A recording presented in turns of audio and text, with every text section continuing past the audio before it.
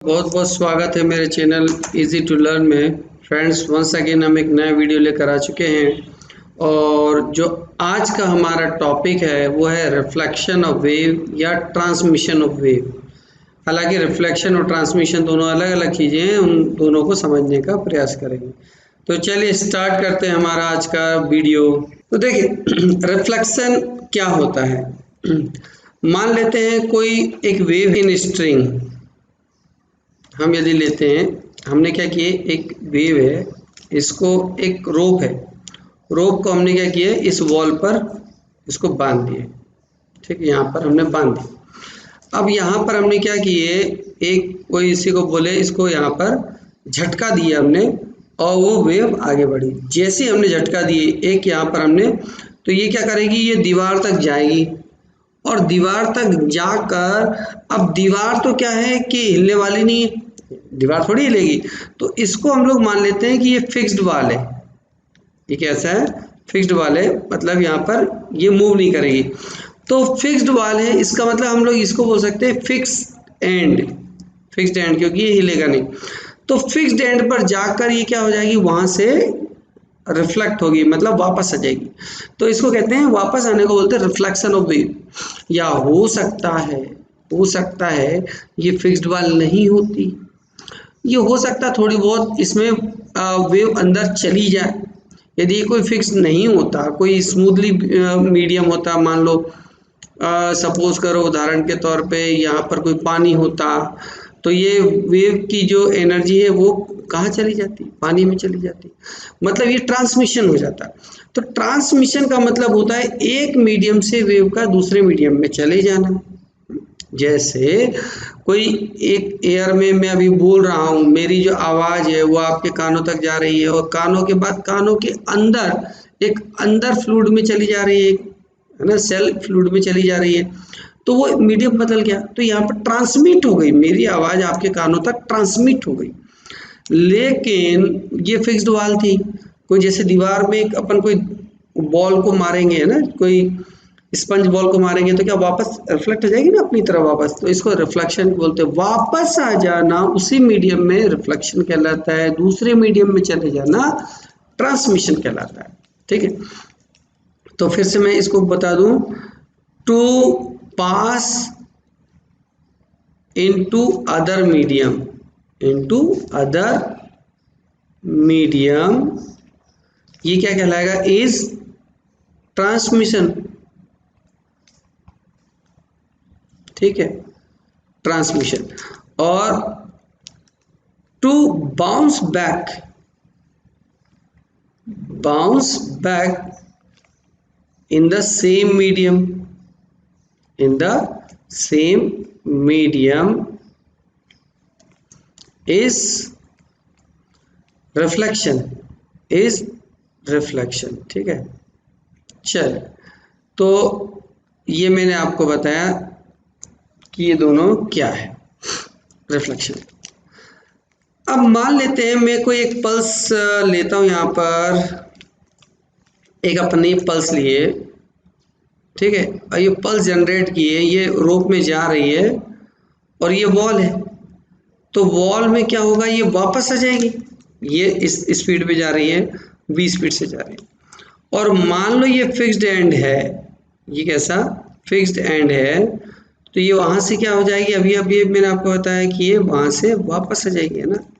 तो जब ये वापस आएगी तो कुछ इस तरह से वापस आएगी, मतलब ये जो इसका पैटर्न था, एम्पलीट्यूड था, ये कौन सा ऑर्डर में आ जाएगा, अपोजिट डायरेक्शन में आ जाएगा।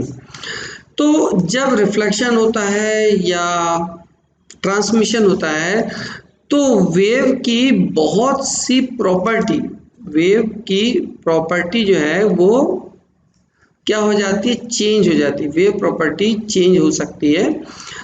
जैसे सपोज करो, फॉर एग्जांपल अपन बात कर रहे हैं फ्रीक्वेंसी, ठीक है, और वेवलेंथ, ठीक है, और अपन बात करें एम्पलीट्यूड, ठीक है। ये सब चीज़ें जो है या फेज डिफरेंस या फेज यानी वेवलेंथ, लैम्डा, एम्पलीट्यूड या फेज, ये सब चीज़ें इफेक्टेड हो सकती हैं। किस टाइप से ये सब चीज़ें इफेक्टेड होती हैं, प्रभावित होती हैं, इनमें क्या डिफरेंस है वो अपन देखते हैं। चलिए मान लेते हैं कि मैं यहाँ पर लिख देता हूँ ये प्रॉपर्टी ऑफ वेव, ठीक है, प्रॉपर्टी ऑफ वेव। और ये हम देखते हैं कि रिफ्लेक्शन में क्या फर्क पड़ता है, और यहाँ पर हम देखते हैं कि ट्रांसमिशन में क्या फर्क पड़ता है। ट्रांसमिशन, पहला सबसे पहली प्रॉपर्टी जो हम देखते हैं वो देखते हैं स्पीड v। अब एक बात ध्यान दें, स्पीड डिपेंड करती है मीडियम पर। स्पीड जो है वो किस पर डिपेंड करती है, यहाँ पर मैं लिख दूँ डिपेंड करती है मीडियम पर। तो डिपेंड ऑन मीडियम। तो जब रिफ्लेक्शन होता है तो ये तो उसी मीडियम में वापस आ जाती है, सेम मीडियम में। तो सेम मीडियम में स्पीड क्यों बदलेगी, मतलब रिफ्लेक्शन में स्पीड सेम बनी रहती है, लेकिन ट्रांसमिशन में इनटू अदर मीडियम पास हो जाती है। इसका मतलब है कि यहाँ पर क्या होगा, स्पीड चेंज हो जाएगी। चलिए पहले अब मैंने आपको बताया कि स्पीड कभी भी जो है रिफ्लेक्शन में बदलेगी नहीं, जबकि ट्रांसमिशन में बदल जाएगी, ठीक है, क्योंकि ये किस पर डिपेंड कर रही है, मीडियम पर। चलिए सेकंड बात करते हैं अपने फ्रीक्वेंसी पर। फ्रीक्वेंसी एफ, फ्रीक्वेंसी ध्यान दे, फ्रीक्वेंसी डिपेंड करती है सोर्स पर। फ्रीक्वेंसी डिपेंड करती है, डिपेंड ऑन सोर्स। तो जब सोर्स पर डिपेंड करती है कि मान लो कोई एक लाइट है, वो लाइट मान लो पर सेकेंड 100 वेव प्रोड्यूस कर रहा है, तो ये उसकी फ्रीक्वेंसी है। तो ये चाहे कोई भी मीडियम हो, ये 100 ही प्रोड्यूस करता रहेगा, 100 वेव 100 वेव 100 वेव। तो ये जो सोर्स पर डिपेंड करने वाला, ना तो वो रिफ्लेक्शन में चेंज होगा, ना तो ट्रांसमिशन में चेंज होगा। तो ये दोनों ही पोजीशन में क्या बना रहेगा, सेम बना रहेगा, ठीक है। फ्रीक्वेंसी के बाद हम बात करते हैं वेवलेंथ पर। वेवलेंथ लैम्डा पर। अच्छा, वेवलेंथ सुनो, एक्चुअल में वेवलेंथ का फॉर्मूला क्या होता है, वेवलेंथ भी ये मीडियम पर डिपेंड करती है, ठीक है, डिपेंड ऑन मीडियम। तो यदि मीडियम पर डिपेंड करती है तो मीडियम बदलेगा तो वेवलेंथ भी बदलेगी, ठीक है। मतलब यहाँ पर ये क्या रहेगा, लेकिन रिफ्लेक्शन में मीडियम तो नहीं बदलता, इसका मतलब है कि ये सेम बनी रहेगी, लेकिन ये यहाँ पर बदल जाएगी, ठीक है। अच्छा, एक और फॉर्मूला होता है velocity is equal to lambda into frequency. एक बात ध्यान दो, फ्रीक्वेंसी बदल नहीं रही है, वेलोसिटी चेंज हो रही है, इसका मतलब है कि लैम्डा भी चेंज होगा, राइट। यदि ये बदल रही है तो ये बदलेगी, नहीं बदलेगी नहीं बदल रही, ये फार्मूले से आप समझ सकते हो, ठीक है। अच्छा, अब बात आती है फेज पर, फेज 5 पर। फेज ध्यान दो, फेज जो है वो इसमें चेंज होगा, ठीक है, और फेज जो है इसमें सेम बना रहेगा। अब किसमें कितना सेम होगा, चेंज होगा, देखो यदि मान लो, कंडीशन ये है कि यदि मान लो जो वेव है डेंसर मीडियम से रेयरर मीडियम में जा रही है, तो जो फेज डिफरेंस होगा वो होगा 0। और यदि रेयरर मीडियम से यदि वो डेंसर मीडियम में जा रही है तो फेज डिफरेंस पाई होगा, इन्हें 180 होगा, ठीक है। मतलब कि यदि सपोज करो ये फ्री एंड से वापस आ रही है, फ्री एंड, रेयरर का मतलब यहाँ पर फ्री एंड, यदि ये फ्री एंड से वापस आ रही है तो फेज डिफरेंस 0 होगा। लेकिन यदि ये फिक्स्ड एंड से वापस आ रही है तो इसका मतलब है कि ये टर्न हो जाएगा एम्पलीट्यूड, और इनमें तो जो फेज डिफरेंस वो हमेशा कितना बना रहेगा, 0 बना रहेगा। ठीक, अच्छा, और लास्ट जो है वो है आपका एम्पलीट्यूड। एम्पलीट्यूड क्या होता है, वो एनर्जी पर डिपेंड करता है, ठीक है, based on condition, based on condition कि देखो एनर्जी यदि मान लो कि लॉस हो गई तो एम्पलीट्यूड घट जाएगा, यदि एनर्जी लॉस नहीं होती है तो एम्पलीट्यूड जैसा कि वैसा बना रहेगा, whether it is in the reflection और इन द ट्रांसमिशन, ये दोनों में ऐसा ही होता है। चलिए, ये डिफरेंस के बाद हम देखते हैं। अच्छा, और एक और इसमें मान लो मैं इंटेंसिटी का बता दूं ना, छठवां पॉइंट जो था इंटेंसिटी। इंटेंसिटी क्या है, क्योंकि फॉर्मूला क्या होता है, आई बराबर से के ए स्क्वायर होता है, यदि एम्पलीट्यूड बदलेगा तो इंटेंसिटी बदलेगी, मतलब ये भी हम क्या बोलेंगे, बेस्ड ऑन कंडीशन ही है, ठीक है, इंटेंसिटी बनी रहती है या नहीं बनी रहती है, ठीक है।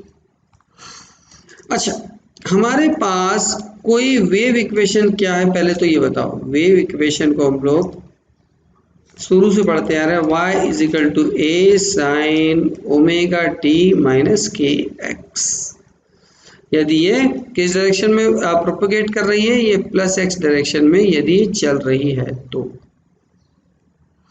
ठीक है। अब मान लेते हैं कि ये एक हमने पल्स बनाए, बम्प बना दिए और ये इस तरफ चलने लगी, ठीक है, अब इस तरफ चलने लगी तो इसका जो मान लो ये वाला जो एंड है ये फिक्स्ड एंड है, ये कैसा है, ये फिक्स्ड एंड अभी है ना, ये हिलेगी थोड़ी, तो जैसे ही हमने इसको फिक्स दिए तो ये क्या जा रही है, वी डायरेक्शन से जा रही है, लेकिन जब ये देखिएगा फिक्स्ड एंड है तो ये वहां से रिफ्लेक्ट होगा, तो यदि ये रिफ्लेक्ट होगा और यदि ये फिक्स्ड एंड है तो इसका मतलब क्या होगा, ये फिक्स्ड एंड है तो ये वापस तो होगी वी स्पीड से, लेकिन एम्पलीट्यूड बदल जाएगा इसका, ठीक है। तो मान लेते हैं कि यहाँ पर y1 डिस्प्लेसमेंट ऑफ पार्टिकल है, यहाँ पर y2 डिस्प्लेसमेंट ऑफ पार्टिकल है, तो ये हमारा जो है, देखो हम लोग क्या मानते हैं कि ये रेयरर मीडियम है और ये डेंसर मीडियम है, ये कौन सा है, डेंसर मीडियम है, तो रेयरर से जब भी डेंसर में जाती है, रेयरर से जब भी डेंसर में जाती है तो जो है फेज डिफरेंस बदल जाता है, ठीक है, एनर्जी और v तो नहीं बदलेगा, वेलोसिटी क्यों नहीं बदलेगी, क्योंकि मीडियम सेम है, ठीक है ना।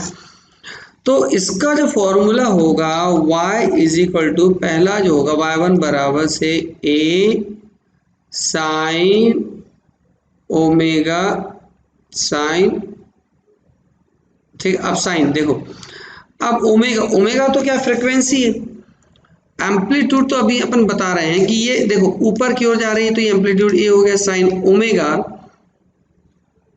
Omega T minus K x ये होता है। अब ये जो वापस आ रही है इसका देखो, ये ऊपर की ओर एम्पलीट्यूड ए था, अब ये डाउनवर्ड है ना, तो ये क्या होगा, माइनस ए होगा, तो यहाँ पर एम्पलीट्यूड कितना आ गया, माइनस साइन, तो साइन, अब देखो ओमेगा मतलब फ्रिक्वेंसी, अरे ओमेगा की वैल्यू क्या होती है, 2 पाई इंटू फ्रिक्वेंसी होता है, और हमने क्या बोला, फ्रिक्वेंसी डिपेंड किस पर करती है, मीडियम पर, मीडियम तो बदला नहीं, तो इसका मतलब है कि ओमेगा सेम बना रहेगा, ठीक है। के का मतलब क्या होता है, 2 पाई अपॉन लैम्डा, लैम्डा यानी वेवलेंथ, वेवलेंथ भी किस पर डिपेंड करती है, मैंने आपको क्या बताया कि ये जैसे फ्रिक्वेंसी सोर्स पर डिपेंड करती है वैसे लैम्डा भी मीडियम पर डिपेंड करता है, मतलब ये भी सेम बना रहेगा, ठीक है। बस अंतर इतना है कि ये पहले प्लस एक्सेस में जा रही थी, अब ये माइनस एक्सेस में जा रही थी, ये माइनस का क्या हो जाएगा, प्लस हो जाएगा, ठीक है।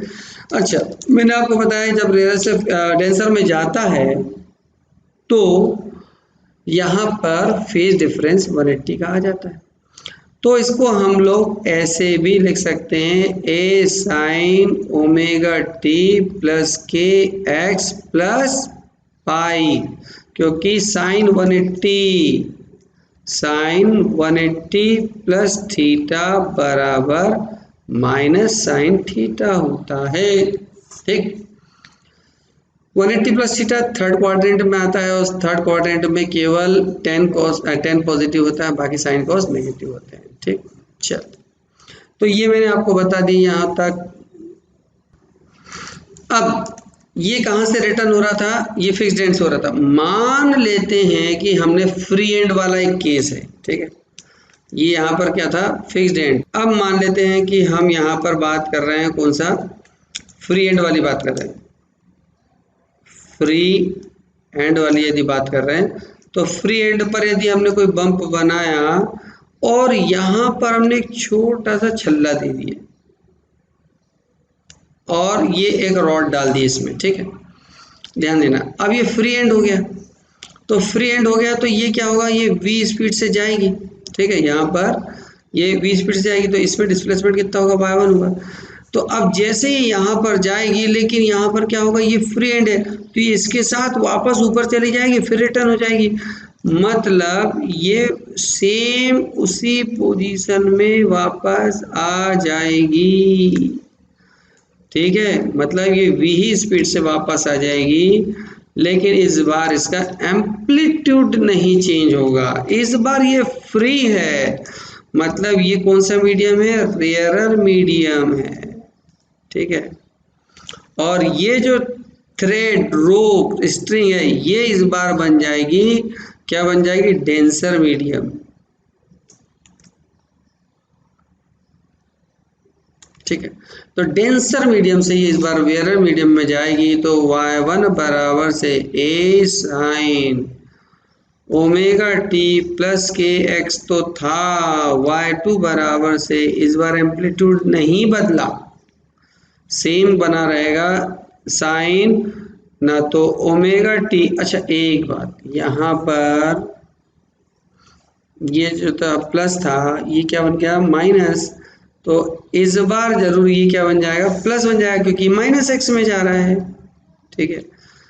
तो ये हमने इसके displacement of the particle equation देखे दोनों, ठीक है। देखिए एक मैं आपको न्यूमेरिकल्स आपसे शेयर कर रहा हूँ, ठीक है। फॉर एग्जांपल देखते हैं, एक y इज इक्वल टू दिया हुआ है 2 साइन 4x माइनस 8t, ठीक है।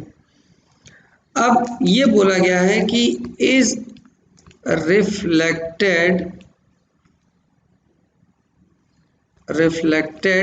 एट x इक्वल टू 0, तो फाइंड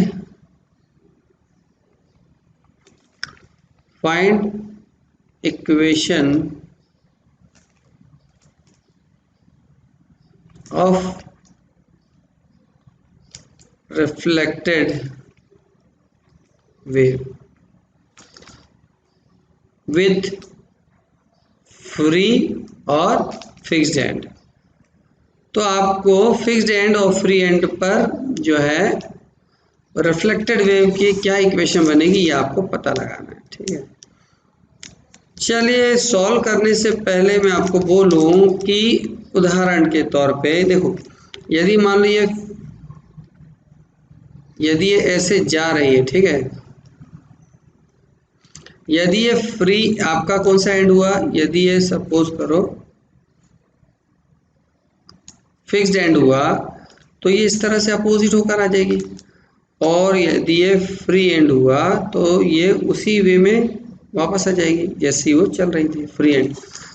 मतलब y इज इक्वल टू यदि 2 साइन 4x माइनस 80 है तो रिफ्लेक्टेड यानी क्या होगा, यदि y r is equal to minus 2 sine 4x plus 80 होगा।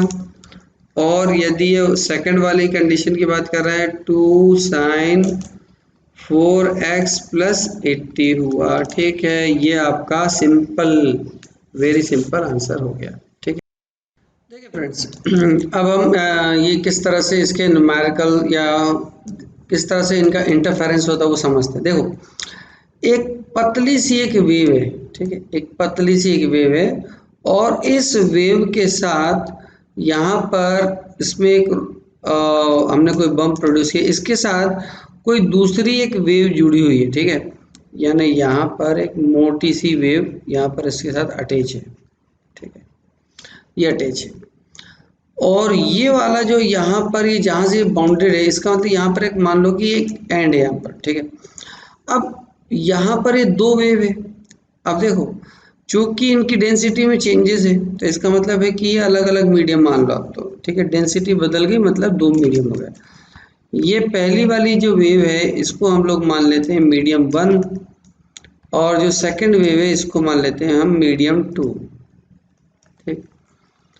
तो ये लाइट वेव है, ये हेवी वेव है, मतलब यह हेवी रोप है, तो इसको हम लोग क्या मान लेते हैं रेयरर मीडियम, और इसको हम लोग क्या मान लेते हैं डेंसर मीडियम, डेंसर।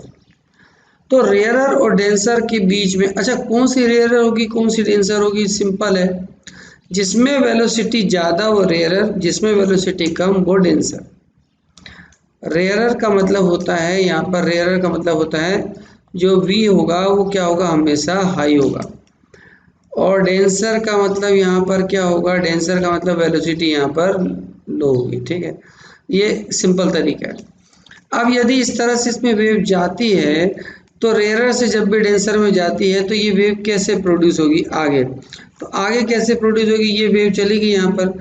अब ये रेयरर से डेंसर पे यदि जाती है, थोड़ा ध्यान देना यहाँ पर, मैं इसको दोबारा बनाता हूँ। तो रेयरर से जब डेंसर में जाएगी तो इसका मतलब है कि ये वहाँ से रिटर्न हो जाएगी, क्योंकि ये इसका क्या हो जाएगा, ये फिक्स्ड यहाँ पर बन जाएगा फिक्स्ड, ये क्योंकि ये तो हिलेगी नहीं, तो ये फिक्स्ड एंड हो जाएगा यहाँ पर। तो फिक्स्ड एंड यानी वो यहाँ से मूव नहीं करेगी, तो ये पलट कर वापस आएगी, ठीक है, यहाँ से। और चूंकि ये एक हेवी रोप है तो हेवी ये इतनी भी ज़्यादा फिक्स नहीं है, 100% नहीं है, थोड़ा सा ये चूंकि जुड़ी हुई है, तो यहाँ पर एक दूसरी वेव यहाँ पे प्रोड्यूस होगी जो कि किस में चलेगी, ये हेवी रोप में चलेगी, ठीक है। अब ये दो वेव बन गई, ये वाली जो है ये आपकी इंसिडेंट वेव है का डिस्प्लेसमेंट है, ये आपका रिफ्लेक्टेड वेव का डिस्प्लेसमेंट है, और ये आपका ट्रांसमिटेड वेव का डिस्प्लेसमेंट है, ठीक। इनके इक्वेशन कैसे कैसे बनेंगे ये थोड़ा समझने का प्रयास करते हैं। इंसिडेंट वेव है तो इसका मतलब होगा a sine omega t minus K x, ठीक है, ये होगा। अब देखो जब रेयरर से डेंसर में जाएगा तो ध्यान देना यहाँ पर स्पीड तो यहाँ पर क्या स्पीड तो बदल जाएगी, क्योंकि यहाँ पर v1 स्पीड है तो यहाँ पर क्या हो जाएगी v2 स्पीड हो जाएगी, इसमें भी यहाँ पर v1 और ये v2 हो जाएगा, ठीक है। वेवलेंथ बदल जाएगी, यहाँ लैम्डा 1 है, यहाँ पर कितनी हो जाएगी लैम्डा 2 हो जाएगी।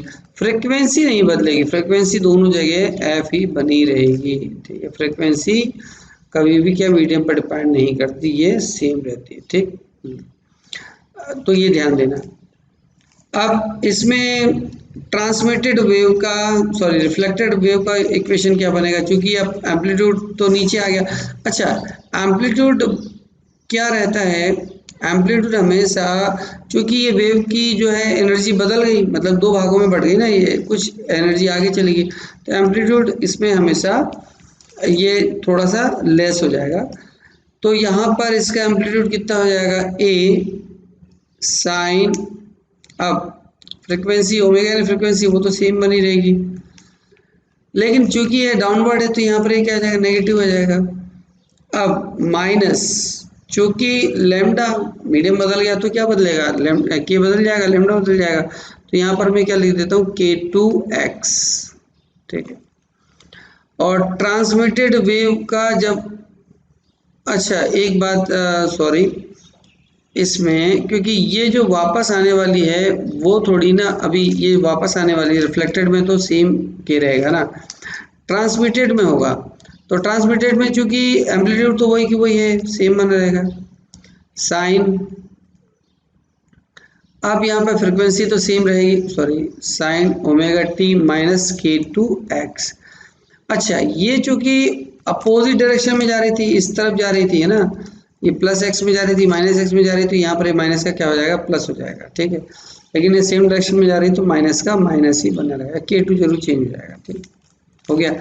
अच्छा, के वगैरह कैसे निकाल के लाओगे, के निकाल के लाओगे, आपके पास फॉर्मूला है 2 पाई अपॉन लैम्डा, लैम्डा निकाल लो। लैम्डा कैसे निकालोगे, लैम्डा निकालने के लिए फॉर्मूला क्या है, v बराबर से फ्रीक्वेंसी इंटू लैम्डा, फ्रीक्वेंसी बदलती नहीं है, वेलोसिटी निकाल लो, और उसमें से मतलब lambda velocity divided by frequency करके निकाल सकते हैं, ठीक है।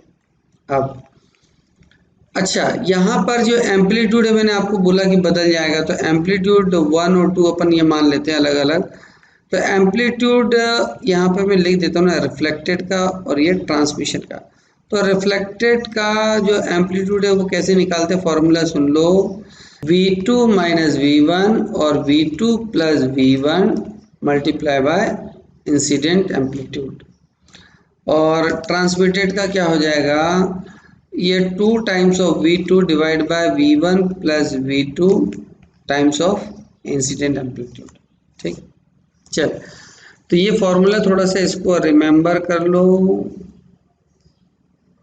ठीक है। और कभी टाइम मिला तो मैं बताऊंगा ये कैसे लाया, ठीक है। बाकी ये मैंने आपको बताया। अच्छा, यदि मान लेते हैं उल्टा केस हो जाए, तो उल्टा केस का मतलब है कि यदि यहाँ पर ये डेंसर वाली पहले रोप होती, ठीक है, और यहाँ पर ये डेंसर है, और इसके बाद यहाँ पर एक पतली रोप होती है, ठीक है। तो ये बन जाता आपका डेंसर मीडियम, ये बन जाता आपका रेयर मीडियम। तो ऐसे में ये क्या हो जाता है, ये फ्री एंड की तरह बिहेव करती, फ्री एंड की तरह बिहेव करती, तो मतलब यहाँ पर एक वेव ऐसे बनती, ठीक है, और यहाँ पर जो दूसरी वेव बनती वो भी ऐसे ही बनती सेम, क्योंकि फ्री एंड की तरह बिहेव करता। यहाँ पर इंसिडेंट वाई का डिस्प्लेसमेंट, यहाँ पर रिफ्लेक्टेड का, और यहाँ पर ट्रांसमिटेड का। इस बार फॉर्मूले में क्या चेंज आता, वाई आई तो वही रहता, मैंने आपको जो से बताया, वाई आई बराबर से क्या रहता, ए sine omega T minus K x, और वाई रिफ्लेक्टेड का क्या रहता है, ए R sine omega T minus K x. Reflection के लिए तो सेम बना रहता। हाँ, यदि ट्रांसमिशन की लिए बात कर रहे हैं तो ए टी साइन यहाँ पर, अच्छा एम्पलीट्यूड देखो इस बार सेम है, डायरेक्शन में जा रहा है तो नहीं बदलेगा, लेकिन ये जो माइनस का क्या हो जाएगा, प्लस हो जाएगा, क्योंकि ये वापस जा रहा है, ठीक है, इस डायरेक्शन में। हाँ, यहाँ पर जो है ओमेगा टी डायरेक्शन तो सेम है, लेकिन K2 बदल जाएगा, ठीक है। तो ये हमारे दो अलग अलग इक्वेशन हमने दो केस में बनाए। ये आपका केस फर्स्ट था, ये आपका केस 2 था, जब रेयर टू डेंसर, ये डेंसर टू रेयर हो रही। एक न्यूमेरिकल देखो, इंसिडेंट वेव का आपको न्यूमेरिकल इक्वेशन दिया गया, Y I is equal to 3 sine 2 minus 4t, ठीक है। बोला गया है इफ μ2 is 4 times of μ1, यानी मास पर यूनिट वॉल्यूम, मास पर यूनिट लेंथ होता है, तो सेकेंड रोप का यदि मास फर्स्ट रो से 4 टाइम ज़्यादा है, इसका मतलब ये हुआ कि आपको ये वाली जो रोप है ये कैसी दी गई है, बहुत हेवी रोप दी गई है, 4 टाइम ज़्यादा है इसकी, ठीक है। तो यदि ऐसा दिया गया है तो फाइंड इंसिडेंट रिफ्लेक्टेड डिस्प्लेसमेंट और ट्रांसमिटेड डिस्प्लेसमेंट, दोनों का आपको क्या निकालना है, डिस्प्लेसमेंट निकालना है, ठीक है। कैसे निकालोगे आप, तो इसका मतलब क्या है कि ये रेयरर से कहाँ जा रही है, डेंसर में जा रही है, ठीक है। तो यदि ऐसा हो रहा है तो आपको मैंने बताया कि ये एक रोप यदि हो गई तो डेंसर में जा रही है, तो इसका मतलब, एक मिनट, ये इस तरह से पलट के जाएगी, ठीक है, यहाँ पर, और ये ऊपर ही बन रही है, ऐसे बनेगा इसका ग्राफ ना, यस। तो ये बन जाएगी आपकी रिफ्लेक्टेड और ये बन जाएगी आपकी ट्रांसमिटेड। फॉर्मूला बन जाएगा वाई आर बजे equal to A R sine omega T plus हो जाएगा यहाँ पर, और वाई ट्रांसमिटेड का क्या हो जाएगा यहाँ पर, बदल गया है ना, ए टाइम्स ए ट्रांसमिटेड ओमेगा टी यहाँ पर माइनस के टू हो जाएगा, है ना। चलो, तो ये मैंने आपको बता दिया, दो इसके इक्वेशन निकालने हैं। अब कैसे कैसे निकालेंगे, देखो ओमेगा की वैल्यू कितनी है पहले ही, तो ओमेगा की वैल्यू यहाँ पर दी गई है, ओमेगा बराबर से दिया गया 2, ठीक है।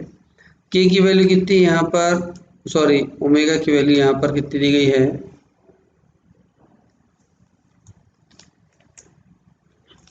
ओमेगा टी होता है ना, तो ओमेगा की वैल्यू यहाँ पर 4 दी गई है, और के एक्स यानी के की वैल्यू कितनी दी गई है, 2 दी गई है। लिया हमने। अब हमारे पास हमें किसकी वैल्यू निकालनी है, ये किसकी वैल्यू दी गई है, इंसिडेंट यानी एम्पलीट्यूड की दी गई है, तो ए आई की वैल्यू कितनी दी गई है यहाँ पर 3, ठीक है, ये भी हो गया। बस एक बात ये है, वेलोसिटी का फॉर्मूला अपने पास क्या होता है, वेलोसिटी बराबर से होता है under root T upon mu, ठीक है, यानी tension upon mass per unit length, ये होता है फॉर्मूला, है ना। तो यहाँ पर सबसे पहले हम लोग ए आर और ए टी की वैल्यू निकाल लेते हैं।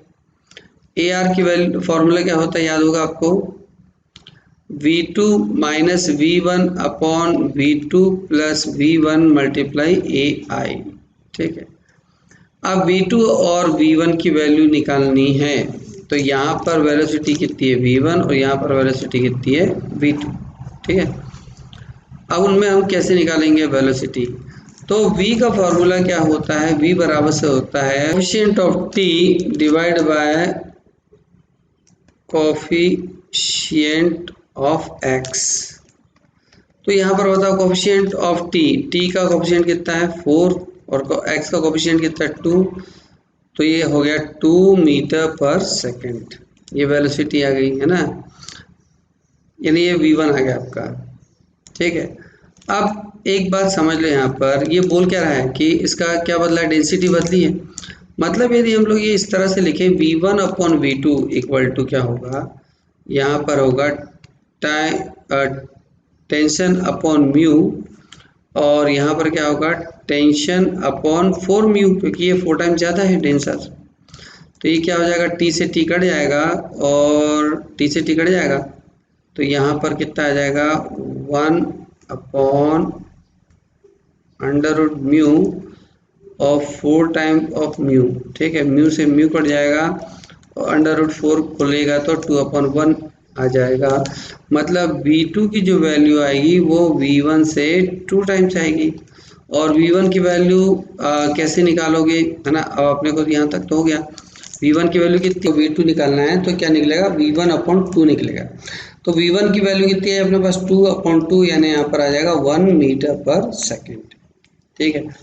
चलिए, तो अपने पास V1 और V2 की तो वैल्यू आ गई, अब यहाँ पर रख दें एम्पलीट्यूड में, तो AR बराबर V2 कितना है 1 माइनस 2, 1 प्लस 2 मल्टीप्लाई बाय, यहाँ पर क्या होगा कितना है 3, यानी ये कितना आ जाएगा, 3 से 3 कट जाएगा, यानी -1 आ गया। देखो यहाँ पर अपने आप ये माइनस है। अच्छा, V1 की वैल्यू कितनी थी आपके पास, देखो यहाँ पर वेलोसिटी में चेंज क्या है, वेलोसिटी पहले 2 मीटर पर सेकंड थी और V2 जो हो गई वो 1 मीटर पर सेकंड आ गई, क्योंकि डेंसर मीडियम होने से अपने आप वेलोसिटी क्या हो जाती है, कम हो जाती है, ठीक है।